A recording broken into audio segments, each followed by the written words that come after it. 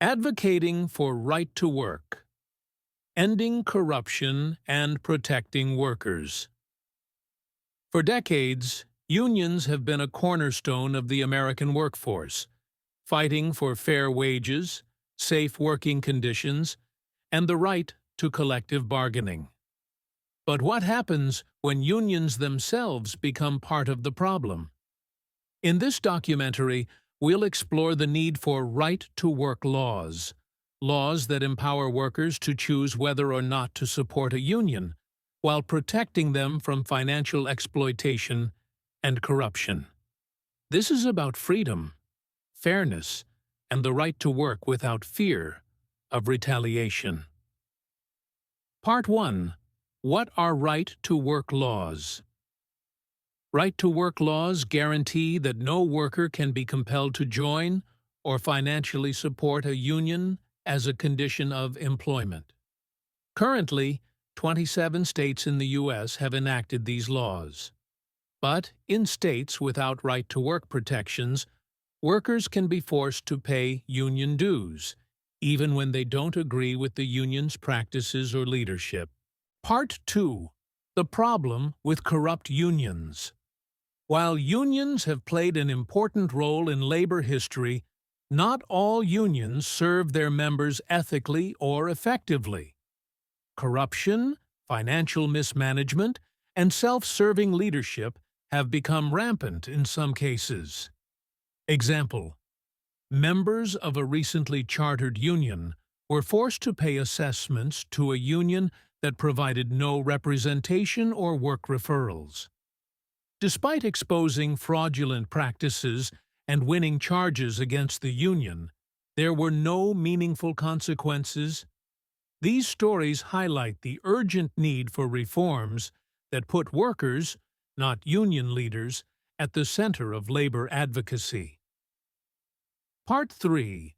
Financial exploitation of workers. Unions collect billions of dollars in dues annually, yet much of this money is spent on political campaigns, lavish perks for leadership, or questionable expenditures. Right-to-work laws protect workers from being forced to fund activities they don't support. They allow employees to decide whether their hard-earned money should go toward union dues, ensuring financial transparency and accountability. Part 4. The benefits of right-to-work laws. 1. Freedom of choice.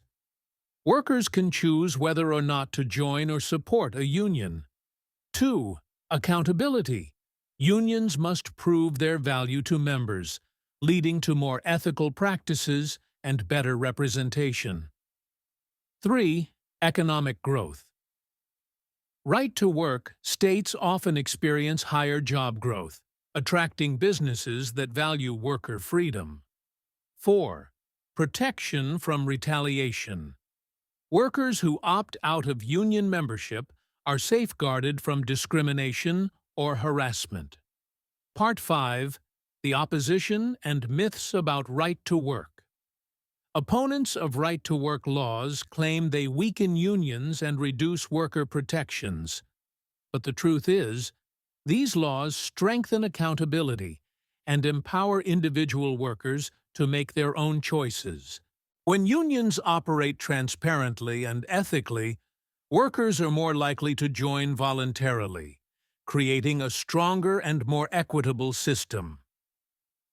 Part 6. A call to action. It's time to take a stand for worker freedom. Right-to-work laws are about giving power back to the people they're meant to protect. To legislators, pass national right-to-work protections that ensure no worker is ever forced to support a union they don't believe in. To workers, demand transparency, accountability, and the freedom to choose. To unions, reform your practices or risk becoming irrelevant in a future shaped by worker empowerment. The labor movement has always been about fighting for fairness and dignity. Right-to-work laws are not an attack on unions. They're a way to ensure unions truly serve their members. Let's create a future where workers are empowered, unions are accountable, and everyone has the freedom to work without fear of exploitation. The time for change is now.